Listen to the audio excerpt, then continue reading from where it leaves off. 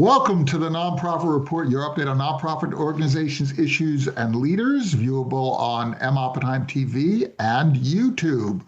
I'm your host, Mark Oppenheim. Today, we're chatting with the leadership of the Alameda Point Collaborative, some of my favorite people, Andrea Urton, Executive Director, Leader of Staff, and Keith McCoy, Chair of the Board. So thank you both for coming. I want to get right into this issue of homelessness, which is afflicting so many organizations and so many counties, so many states across the United States. And it really affects people in rural areas, in suburban areas, and in urban areas. So let's talk about the Alameda Point Collaborative. Andrea, could you just talk about what the Alameda Point Collaborative is? And then Keith, if you could talk, because you've been there for a while. I mean, you were there over 10 years now, yeah. So let's talk about the origins. But Andrea, let's just sort of swoop in and take a look at the snapshot of what you're doing right now. Alameda Point Collaborative was created a little over 25 years ago by a collaborative of organizations when they realized that the city was going to have the base to use as they saw fit. This was a naval station. It was an operating naval station, and there were plans to commission it. It was going to be basically a brownfields area. Who knows what might have happened? And it is basically some of the premier real estate in some of the most expensive areas of the country to live. And you now have this huge facility, which has some buildings on it, some in disrepair. Yeah, so Alameda Point Collaborative, as you said, was the old Navy base. And a group of people wanted to make sure that a piece of that beautiful and very expensive land was around for affordable housing, since we had lost so much of it, which is the number one reason why we have homelessness the way we do across our nation today. So APC was created, and we took approximately 200 units on the old Navy base that were standing, and we worked with the city and county to create affordable housing. And so what we do is we take formerly homeless people who are struggling to find a place that they can afford to live, and we provide them a safe haven, hopefully, and supportive services. So we offer case management, we offer mental health services, we have a youth center and a teen center where we work with our kids after school and during the summer and on breaks. We also have a robust workforce development program where we are working to build relationships with Alameda City College and other businesses in the area so that we can help people maintain and create the job skills that they need to be self-sustaining on their own without us. And that's our goal, is so that all of our residents thrive in the community itself. And you don't have, there's no threat of, if people are self-sufficient and they're living on their own and they don't need you anymore, my goodness, the need is so huge, right? That you can actually supply more and more people if you're able to create self-sufficiency and take people out of dependency of an organization like Alameda Point, right? Correct. Absolutely. I mean, our whole goal is to work ourselves out of a job. And the issue is right now is that there are so many people in need because there's so little affordable housing that you're right. Every person who leaves us for a more permanent place in the community is a success story for us. And then somebody else just comes in right behind them and takes the unit that they were enjoying. We also have a farm and a nursery, a plant nursery on site that we use as part of our workforce development to educate people, not just on basic work ethics and skills, but also to get them back to the land, to teach them basic skills that they could take and use in any job. So we really are trying to create that sustainable pathway of success for our residents so that they don't need us.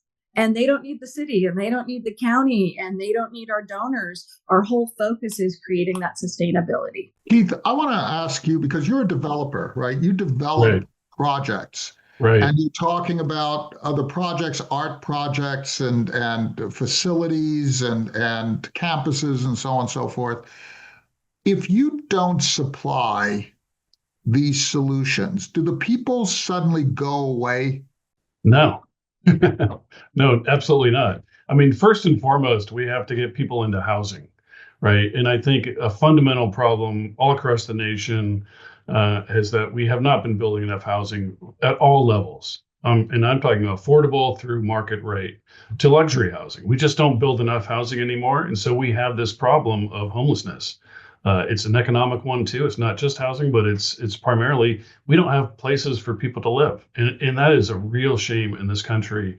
You know, for many many reasons. You know, there was a law passed back in Congress in the early '90s when all of the military bases were being closed across the country. I worked on one in Monterey County, Fort Ord. Worked on in Irvine. I've worked on Hamilton Air Force Base. All of these bases, as they were closing, had to provide a certain percentage of affordable housing, and specifically for homeless. So that's the origin of how APC came to be at Alameda Point and the former Naval Air Station there.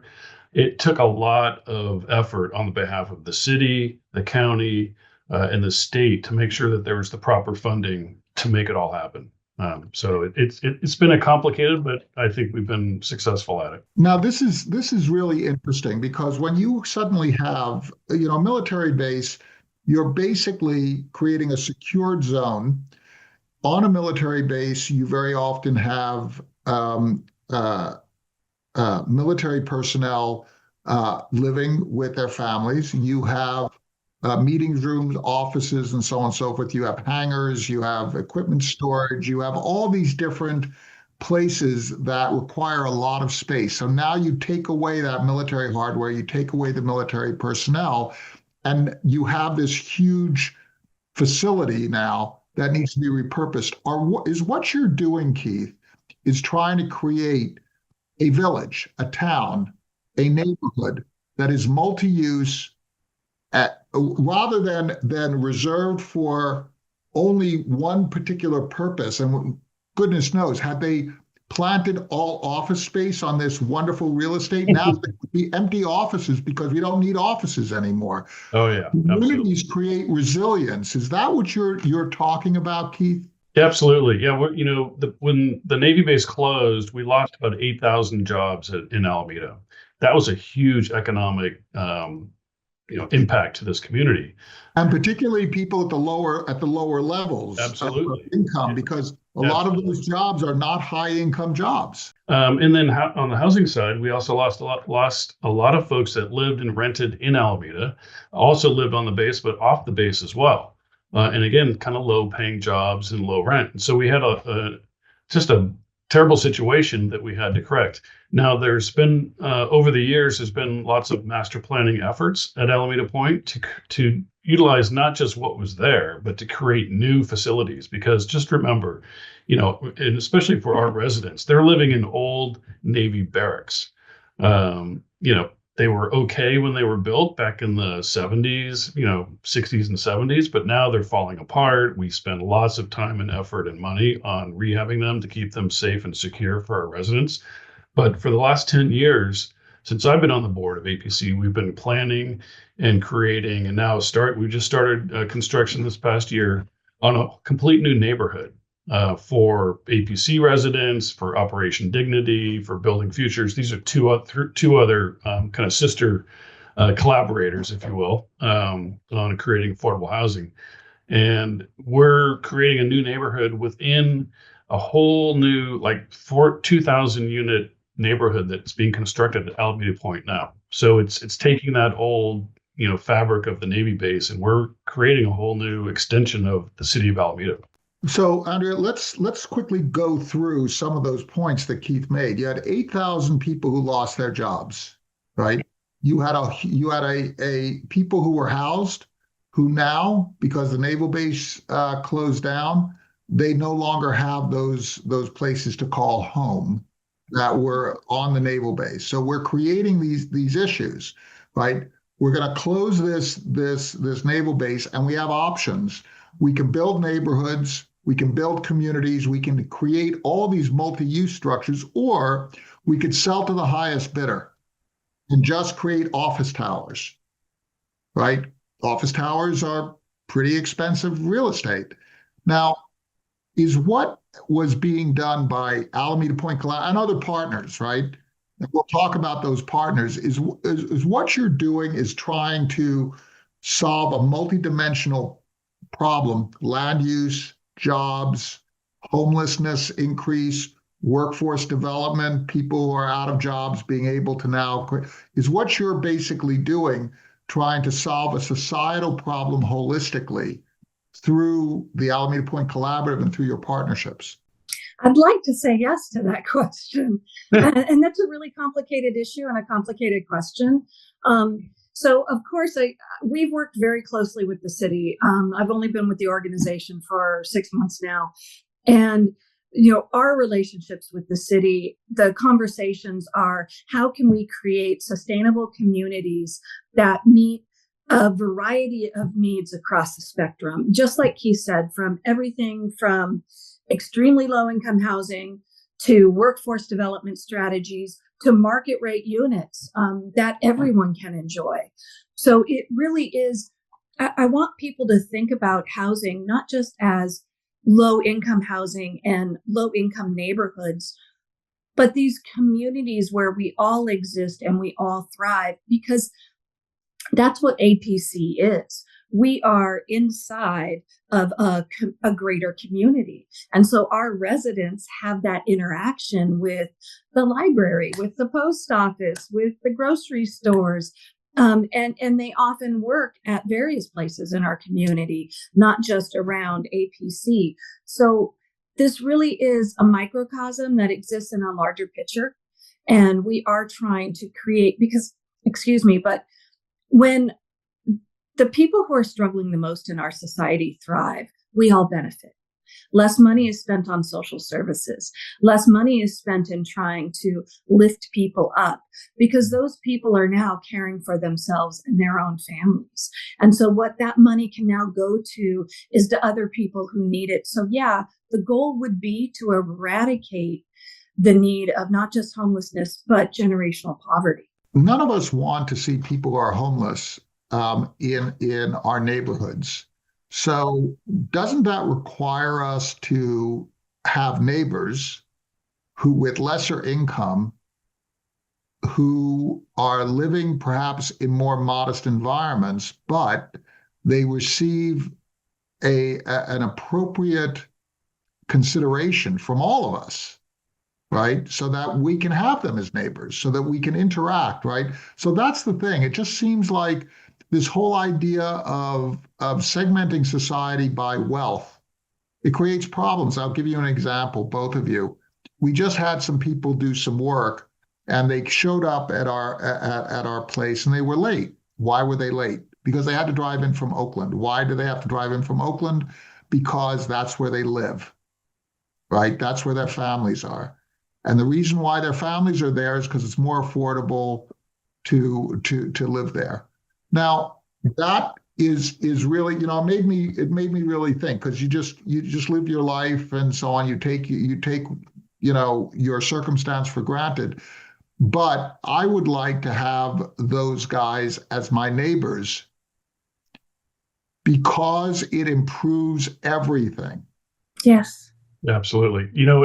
It does, and this gets to the heart of some critical issues, especially here in the Bay Area, where we talk like that. We want to have mixed use, mixed income communities so that people don't have to drive so far. But then on the other hand, people oppose new development, especially affordable housing, because they don't want those kind of people here, or people of lesser means, and because they're concerned about their property values or their schools or what have you.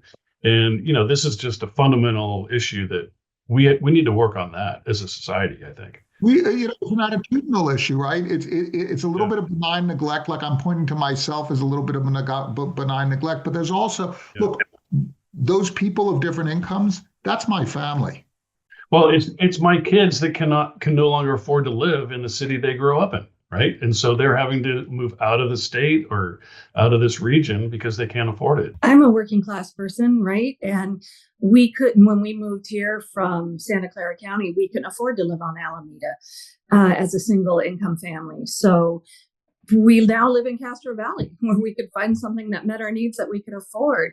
50% of the leadership at Alameda Point Collaborative, including myself, have lived experience in homelessness. And so we also hire at APC many of our residents who have skills or who want to build skills. So we have a thriving, vital component of our society working very hard that don't make a whole lot of money. Doesn't mean they're less than or they shouldn't live in nice communities. I don't think so. And when you look at the data, having a homelessness or an affordable housing project next to your beautiful $1 million home, it doesn't lower your property values as long as those places are managed well. So I think that's a misnomer that a lot of people have. I think that we really need to reconsider how we think about neighborhoods. Neighborhoods are strongest when you have a cross section of people who feel ownership, who don't feel alienation, and who feel pride, right? So how do you acquire that? How do you build it? So let's talk a little bit about some of the practicalities. So you are basically collaborating with another organization, and you're actually collaborating with several organizations. Let's talk a little bit about Mid-Penn Housing and some of the other partners that you have, Andrea, and how you were able to forge, or Keith, how you were able to forge those partnerships. Andrea, could you just sort of talk a little bit about the collab, because you've got a coalition going here. You've got partners, you've got people with different capabilities, you've got diverse skills, you've got diverse outlooks, right? This is the whole issue of a team with diverse capabilities and diverse perspectives actually is stronger. Andrea, go ahead. I didn't create these beautiful relationships that APC has. I stepped into them and was very lucky to step into them. As a collaborative person and leader, I think it's critical to have these networks of providers, city and county people. And the thing that we have to keep in mind is we all want the same thing. We want communities that thrive. So the only way to get there is to partner with other nonprofits, to partner with developers, such as our board chair, to partner with the city. They have the ability, and they are the ones who are able to push a lot of the requirements through so that we can build affordable housing. They support us in getting the funding that we need, and so does the county. So I don't want people to think that projects like our Reshape project, that hopefully phase 1 will open in 2028, that new community that Keith mentioned earlier that we're working on with Mid-Penn and other partners, that has taken, Keith, how many years? 20 years? 25 years to plan? About 12. 12, sorry. You can tell I'm not a developer. Yeah. So it's taken many, many years, but it's taken all of us at the table together to ensure that it happens. So Keith, talk about Mid-Penn. What is Mid-Penn? And they're a very well-known developer of affordable housing projects. What does Mid-Penn add to this? Obviously, Mark, they're one of the top affordable housing developers in the Bay Area, own and manage over 10,000 homes, mostly rental throughout the Bay Area. What they bring is a long-standing, just a relationship with all sorts of other partners that they bring to the table, from the state level to the federal level, in order to get tax credit financing, their banking relationships, their property management experience with these types of facilities. We can do a certain amount, but they can do a lot more. And so they act as they're really our developer, right? So they're doing all of the entitlement work, all of the planning work. They provide funding for all of that effort, that kind of pre-development effort, which is in the millions of dollars. So they're fronting those costs to us to help plan this neighborhood. That's all been approved by the city. And so now they're implementing the post pre-development. They're actually starting the construction. So in fact, this project's so big, they couldn't do it all either. So we had to partner with market rate developers. So we have Brookfield Properties and Catellis that are also in this kind of mix of this project called West Midway Reshape that Andrea just mentioned. But yeah, it's a complicated development project. Any former military base is even more complicated than your typical development. all of the infrastructure has to come out. It's old, it's not up to code, and that's everything underground, all the power, water, sewer, storm drain, all that has to come out. And then we have to put all new infrastructure back in. That's, $50 to $80 million in infrastructure for this area. And so it's incredibly complicated. So we were there during the Bosnia drawdown or the post-Bosnia drawdown in Europe, and we saw that happen again and again and again, right? This whole idea of converting a place that was an airfield, did have all sorts of equipment that were moving back and forth. There are Superfund issues as well. So there's pollution issues, and people have to be kept safe. So you've got a huge number of different competencies there, but you're basically building, aren't you, a neighborhood? Oh, absolutely. People are going to be living there. They need to shop. How do you make sure that there are shops within walking distance? I mean, you can't have people who are of such limited income that they might not even have a vehicle, right? You can. So how do you do that, Andrea? How do you make sure that we're not in a food desert? We don't end up with beautiful apartments in a food desert where people can't actually access food? Well, that's a great question. And one of the things that is always considered before something like this is built is there transportation for the residents that live there? And so this site is directly on bus lines. So it's very accessible from around the island of Alameda for everyone who needs it. The partners look at what grocery stores are around. Well, there's Safeway right down the street, so we've got everything we need on the point already, or very close to the point already. And there is transportation in place. People can also be encouraged to ride bikes. It's a great walking city. So those things are all considered before something like this is jumped into. And I know Keith can talk about that process. Alameda Point is, in particular, in the city, it's kind of transportation rich, even though the city itself is an island we like to say off the coast of Oakland in the East Bay. But we have two ferry terminals, public ferry boat ferries that go to San Francisco, to the East Bay, to other points on the peninsula, within a quarter mile or half mile from our site. So people can walk or bike to these ferry terminals. Our residents actually get transportation cards that they can use that either reduces or eliminates the cost of that transportation effort. So that's a huge boom for them. So it's a pretty easy city to get around. So we're plugging into the existing transportation networks. As Andrew said, the food network is there. Heck, we grow our own food at APC. And we provide our residents with fresh grown vegetables and fruit on a weekly basis. So it's kind of unique to most other organizations, but we've just decided, food and food security and being healthy is the way to live and get living even better. Let's continue the conversation by talking about, because we've talked about a lot of stuff. We've talked about a building. We've talked about how the coalition came together. We're talking about city and private partnerships. You, Keith, have talked about both nonprofit affordable housing developers and market rate developers. We've talked about logistics. Let's talk about kids and elders. Let's talk about people with special needs. So how does that come together, Andrea, in terms of creating this village that where children can actually live and thrive, where you have neighborhoods where children can live and thrive, but also elders as people get older, also people with special needs. If I have a mental health issue, because I used to be with the military, I was unemployed for a while, I sort of lost myself in whatever my issue was, but now I'm clawing my way back with support. How does that figure into this? Well, 52% of the people that reside with APC report having a disabling condition.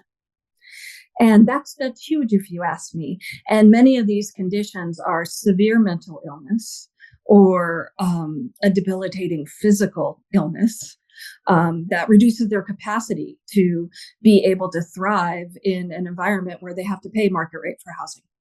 60% of our residents identify as women or female. And 42% of our residents identify as people under the age of 18. And the majority of those are between the ages of 1 and 5.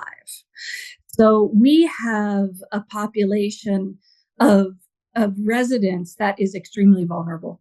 And that's another reason why services like APC are critical, because we can intervene. We offer those life supporting services, whether it be workforce development or transportation cards or just case management, to intervene when somebody is struggling with a mental health crisis. And instead of having that get so bad that their kids are removed, they can actually call us, or a member of the household can call us, or the community, and we can intervene and we can offer support so that they are able to maintain their residency and a safe environment in their household for everyone who lives there. So APC, as Keith was saying, is a very holistic organization. Everything from organic and healthy food that we grow and gather for our residents and distribute every week, to making sure that the social services and the safety network is available for every family who needs it. So my question comes down to, how do we actually assure that we have the proper balance between supporting people who really are in a corner, who are either going to be the discards and the homeless folk of society, or we provide appropriate support for those people so that they can rise to wherever their empowered self can be, right? I mean, isn't that how we should treat others? Shouldn't we be thinking in holistic terms where, yes, those of us who can be self-sufficient and drive and we're educated and so on and so forth can thrive, but shouldn't we also allow a path to that state for those who have less fortune? Keith, what's your answer to that? Well, I agree with you 100%. We need to provide whatever solutions and support we can to folks that just aren't able to lift themselves up yet. Once they are, to continue that support until they're, absolutely self-sufficient. Needs are infinite, right? I mean, we don't have infinite means. So that's true. Yeah. What do we do? Yeah, I think, but you can get to a point where, you can be independent. And it may not be the top, you're not the CEO of a corporation, but you found something in life that meets your purpose, and you're happy. You have food, you have a house over your head, you have security, you have a lot of things. We can't guarantee everybody, everything. I can work for a CEO of a corporation. I don't have to be the CEO, right? But I am looking for a certain level of security, right? So what you're saying is we should give people a path, all of us. We should give each other a path, really, is what you're saying. Absolutely. And I think everybody should remember, you could be living at APC. Something can happen in your life, whether it's a medical incident or job related or an addiction situation that you couldn't get control of, and you could wind up at yourself being, a person that really needs some extra support. And so I think we should always look at other people with those same eyes and just say, look, that could be me someday. I just need to help, and not look the other way. And I think that's what people are not doing enough. They're not talking enough. They're not looking issues right in the face and trying to find solutions. And I think we need to do more of that. I've met a lot of your board members, Keith, and I've met a lot of your staff, Andrea, and I think that that's sort of the sensibility that pervades, including, by the way, your partners, including your market rate developers. Do you feel that that's sort of the basis upon which this collaboration came together? Because I don't think that it was, the basis was we can make the most money by doing this thing for 25 years. Yeah, absolutely not. It's not a money-making thing. This is a right thing to do, though. It doesn't matter how much it costs to get somebody housed. It really doesn't. It really matters that we get people housed and fed and feel secure and feel confident to be, human beings, frankly. In one of the richest nations in the world, or the richest, I can't even believe we have this issue still, and we're still talking about it. So I want to ask you both a question of how do we get everyone in this country behaving like you are behaving? And it's a serious question. I'm really not kidding, because you built a coalition. Look, we're all Americans. We all live in this country. We all live in this one of the wealthiest places in the country, right? And we're all part of this community, yet we all don't function in this way, right? So how do we get people to do what you've done? How do we get me, to do what you've done?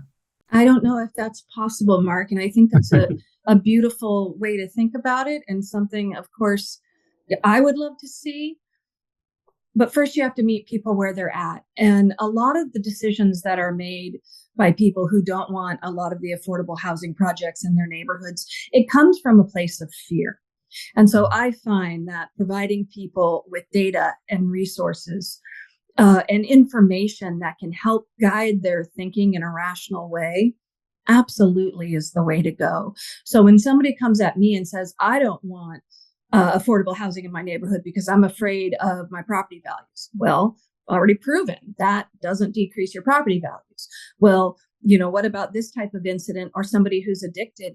The majority of people who are addicted to substances actually have a door that they can shut and are currently housed. We just don't see them. So if you take the people on the street who are addicted and using in the thralls of their addiction, and you place them in a home, they're more likely to get clean and sober than if we left them on the street. So I think the idea we can really inspire in people is, let's change our systems so they actually don't work. We don't need them driven by fear, because right now we've got people in affordable housing, and if they go to work full time, they lose that affordable housing. But what if they're not capable of working full time? What if they can only work part-time, or they're not capable of getting an education and therefore a higher paying job? So why can't we have those people making a living wage and still maintaining their affordable housing? Because they will always need it. So it's really, how do we think creatively about getting our systems to meet people where they are at? And I think when we finally do that, people will be able to decrease the level of fear that they're experiencing and anxiety by seeing the issues at hand, because they'll be steadily decreasing over time. A way for you to get involved, or anybody interested in what we do, is to come and volunteer. We have an extensive volunteer program for people across Alameda, the East Bay, corporations that come and volunteer and do special projects at the farm, at Plowshares or nursery, or even just within the office. They come and we'll have 100, 200 people come and just do a great project for the day. And while they're doing that, they're seeing our residents. They're interacting with them. They're understanding the living conditions they're in. And I think that opens their eyes to the bigger picture of why. And we have the same companies come back over year, like Cliff Bar or Penumbra here in Alameda. They come back because they can see it visually that they're making a difference. They're cleaning up the garden, or they're building a fence or something. They feel good about it, but they also feel good about the people that they're helping. And that's what we're all about. It's really that simple. It's one of the things that really strikes me is that part of what you're doing is you're forging civil dialogue. When I look around that, and I can visualize it right now, sitting in that conference room and meeting all your board members, right? You have different perspectives, different genders, different ages, different backgrounds, different races, different creeds, colors. You have immigrants and people who were born here. And they're all coming together basically to have a civil dialogue about something that they don't know how to solve themselves. But in dialogue, they can figure out as a community how to address this issue. And nowhere has it been done better than at Alameda Point Collaborative. You really represent a whole movement in this country. And thank you so much for sharing the work that you've done over at Alameda Point Collaborative. Andrea Urton, Executive Director, and Keith McCoy, Chair of the Board. Please thank your board members. Please thank your staffs. Please thank your donors. your partners, fabulous people, everybody who is in the government, private, nonprofit partnership here is just doing a wonderful job. So thank you so much for sharing your work with us. Great. Thank you, Mark. Thank you, Mark. You're welcome.